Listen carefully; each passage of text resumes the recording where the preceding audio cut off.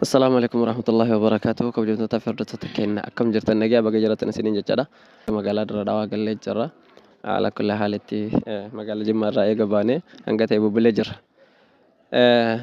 Saahiba kiyya qaalii fi gaarii kan haramaa itti wajji qalaa turre wajji wal agarre achitti Ustaaz Haaruun Nadiif isaanii wajji wal agarree mana Ustaaz Anas fillafiitii dhaabbanneeti kan kaameraa isinii waraabaa jirru.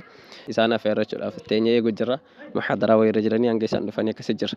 Mee yeroo nuti viidiyoo gad dhiifnee Harargee dhufaa jirra jennu kottaa isin qeebalaa jechaa jiranii. Mee amma akkam jedhan inshaallah. Mee assalaamu alaikum warahmatullahi wabarakatuh. Waalaikum salaam warahmatullahi wabarakatuh.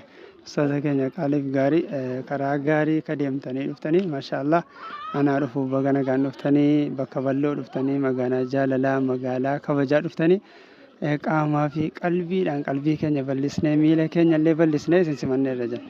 Naga isaan dhufanuu ijoolleen keenyas hedduu jiran gaase shamarkadilleen dadhabbii qabanii xiqqishoo haa ta'an ijoollee wajjin haa bu'aaran jenneeti. Ijoolleen magaalaa Jimmaatti irra duraan as jiranullee ziyaaraa dhufanii waliin tatta'aa jiranii. Hangasattuu isaanii waliin immoo waan takka takka jenna jenneeti inshaallah. Mee akkam jettan isin? Wanni nuti dhufneef kun isin biratti Wallaahi egaa maashaallaadha. Bakka bareedduu dhuftanii isinis wallaahi rabbiin jazaa keessan isiniif haa kaffalu.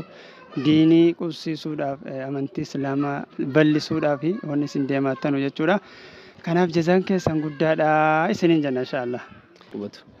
Aalimni guddaan egaa aalima jechuun silas kan nujuum jedhanii akka urjiiti akka yookiin ji'aati.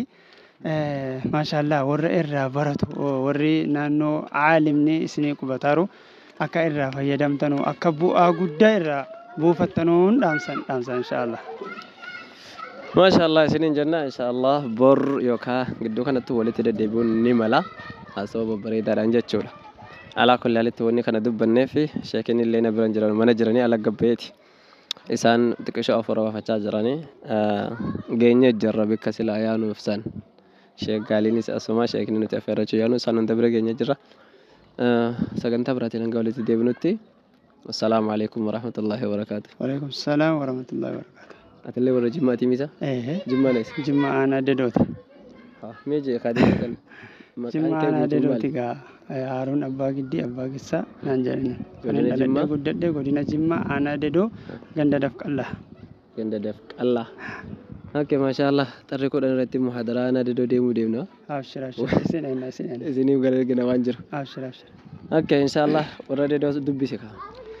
Warri Dadoo assalaamu alaikum warahmatullahi wabarakatuh. Jirra jirtu nuti kana fakkaanna isinoo mee akkam fakkaataniin isiniin jedha. Isa waan fakkaatan waan isinii erganii beekne gaa.